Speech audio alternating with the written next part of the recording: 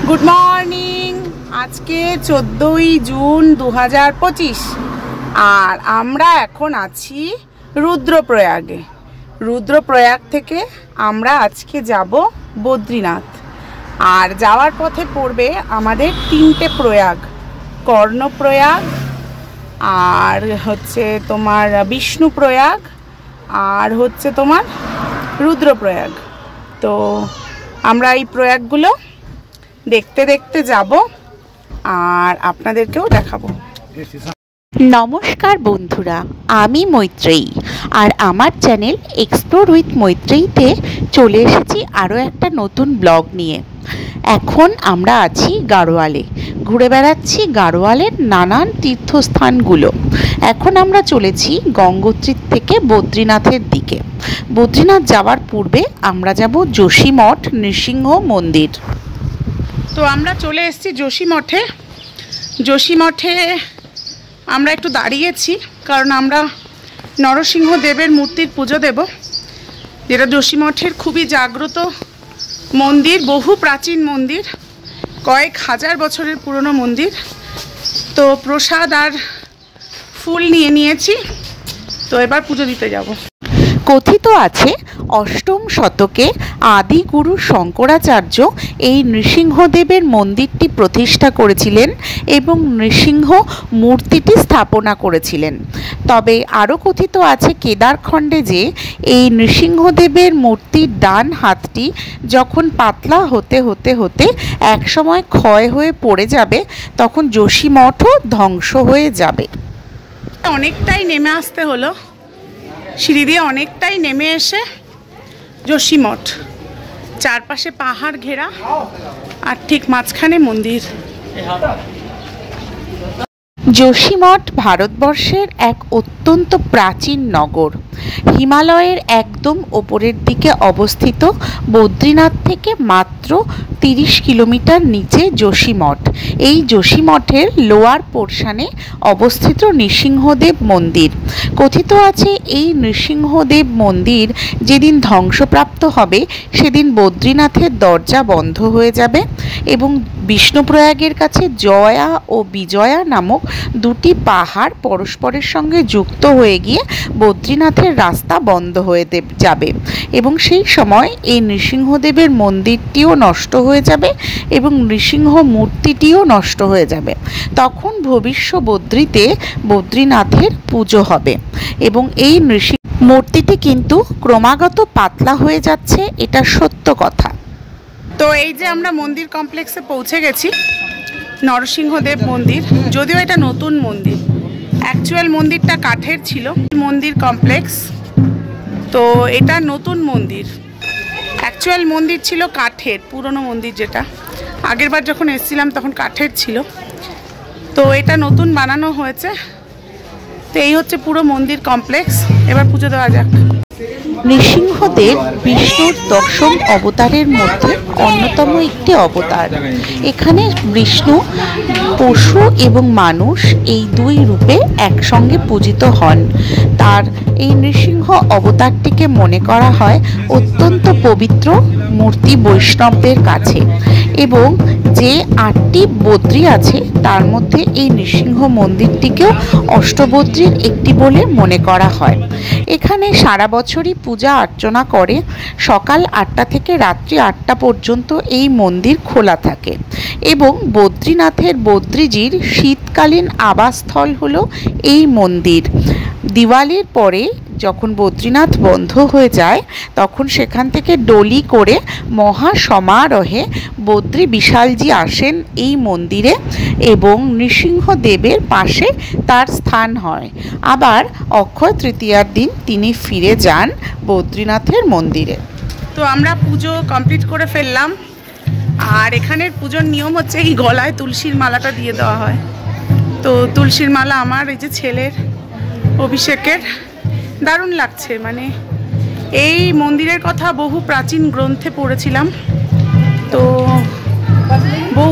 বহু প্রাচীন মন্দির, মানে শঙ্করাচার্য এই মন্দিরে এসে সাধনা করেছিলেন, সিদ্ধি লাভ করেছিলেন এবং যোশী মঠের বিষ্ণু মানে বদ্রীনাথের যে বদ্রীনাথজি বিষ্ণু তিনি শীতকালে এই মঠে এসে থাকেন। তার শীতকালীন আশ্রয়স্থল হচ্ছে এই মন্দির, এই নৃসিংহদেব মন্দির। তো ভীষণ পবিত্র স্থান এবং আসতে পেরে খুব মানসিক শান্তি উপলব্ধি করছি। তো যোশীমঠের নৃসিংহ মন্দিরের মাহাত্ম্য অত্যন্ত। মনে করা হয় প্রায় ৬,০০০ বছর ধরে পূজিত হয়ে আসছেন এখানে নৃসিংহদেব, যেটি মাঝখানে লুপ্ত হয়ে গিয়েছিলেন। পরে অষ্টম শতকে আদিগুরু শঙ্করাচার্য এই মূর্তিটি খুঁজে বার করেন এবং এখানে নৃসিংহদেবের মন্দির প্রতিষ্ঠা করেন। আদিগুরু শঙ্করাচার্য এখানে দীর্ঘদিন সাধনা করেন এবং পরবর্তী সময়ের বহু সাধকদের সাধনা স্থল হলো এই মন্দির। বৈষ্ণবদের কাছে অত্যন্ত পবিত্র তীর্থস্থল হলো এই যোশী মঠের নৃসিংহ মন্দির। যদিও পুরাতন মন্দিরটি ভেঙে যাওয়ায় এখন এই নতুন মন্দিরটি তৈরি করে এখানে নৃসিংহদেবকে স্থাপনা করা হয়েছে এবং কেদার খণ্ডের কথা অনুযায়ী নৃসিংহদেব কিন্তু প্রতি বছর ক্রমাগত ছোট হয়ে যাচ্ছেন এবং তার একটি হাত পাতলা হয়ে যাচ্ছে। এই মন্দিরে ভোগের ব্যবস্থা আছে এবং পূজা দেওয়ার ব্যবস্থাও আছে। মনে করা হয় এই মন্দিরে একবার নৃসিংহদেবকে পুজো দিতে পারলে তার মানব জন্মের সমস্ত পাপ মানুষ মুক্ত হয়।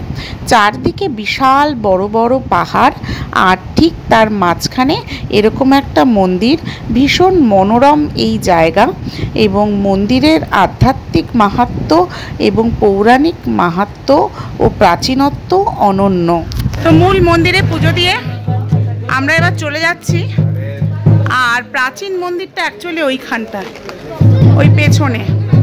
তো ওটা এখন আর কেউ যায় না, ওটা পতিত হয়ে গেছে ওই মন্দিরটা, কিন্তু ওই মন্দিরের প্রচুর ইতিহাস রয়েছে। তো যাই হোক, আমরা নতুন মন্দিরেই পুজো দিলাম, এবার বদ্রীনাথে যাব।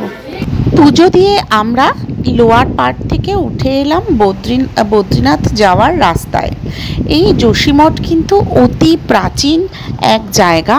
বেদ পুরাণে এবং নানান সংহিতায় এই যোশীমঠের উল্লেখ রয়েছে এবং হিন্দু ধর্মের প্রাচীন সমস্ত মন্দির কিন্তু এই যোশীমঠে রয়েছে। তো যোশীমঠ ঘুরে দেখার জন্য একদিন সময় লাগে, কারণ এখানে আরও অন্যান্য মন্দির রয়েছে।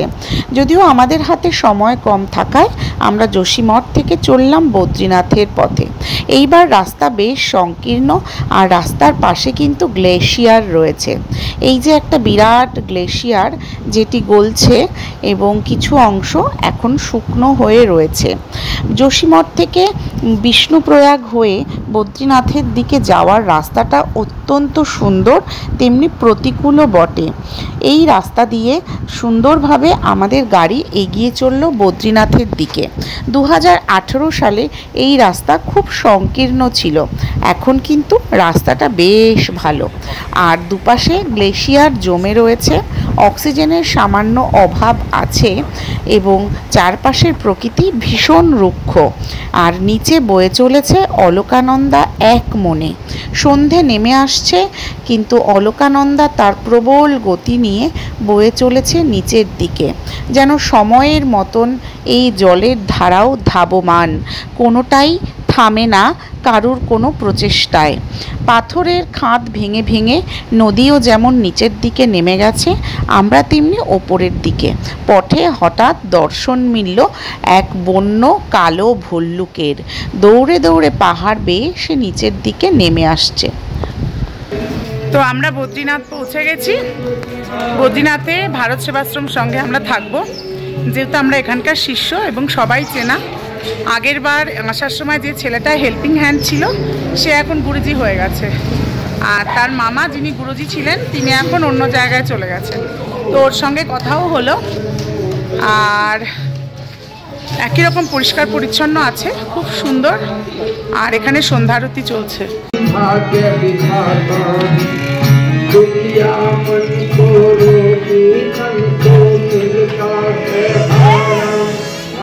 বদ্রীনাথে ভারত সেবাশ্রম সংঘ বাঙালিদের থাকা ও খাওয়ার সবচেয়ে সুবিধাজনক জায়গা।